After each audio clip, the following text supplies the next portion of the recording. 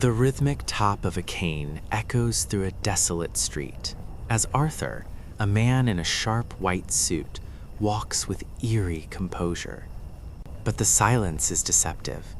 A massive, clawed limb slowly unfurls from the shadows at his back, accompanied by an unsettling hiss.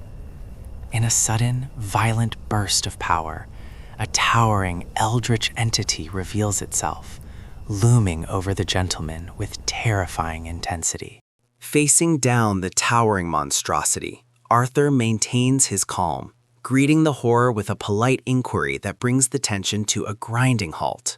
The massive, clawed limbs instantly retract as the nightmare dissolves into the form of a small, wide-eyed girl.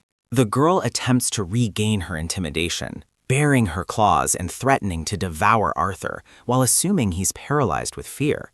Instead, Arthur adjusts his glasses with a cheerful smile, innocently asking if it's already Halloween.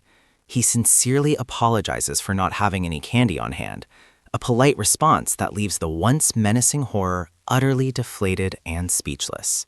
Arthur pulls out a pocket watch and politely asks for the time, but the girl, still in a sulky mood, sharply tells him to just look at it himself.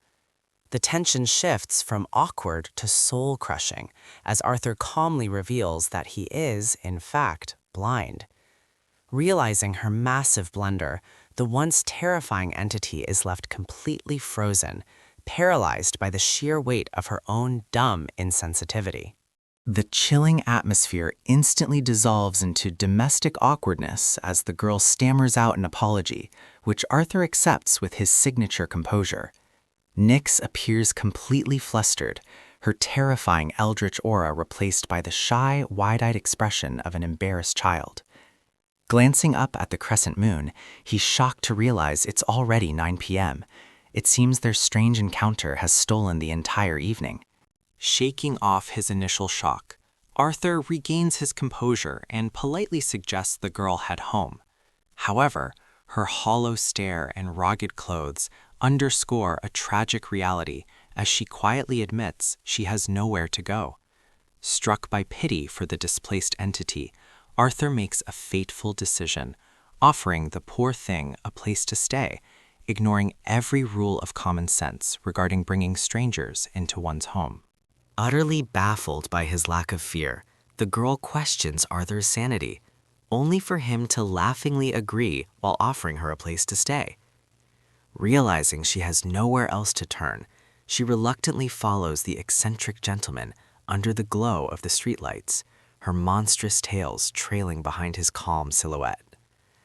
As Arthur casually asks if she's hungry, the once menacing entity finds herself less of a predator and more of a guest, marking the start of a very strange new life. Arthur takes the initiative and brings the mysterious girl home, casually introducing her to his wife as a child in need of a place to stay. Displaying an equally calm demeanor, his wife welcomes her with a warm smile and a polite invitation inside, treating the surreal situation with complete normalcy. This sudden turn toward domesticity leaves the once menacing eldritch horror utterly speechless as she's ushered into her new home.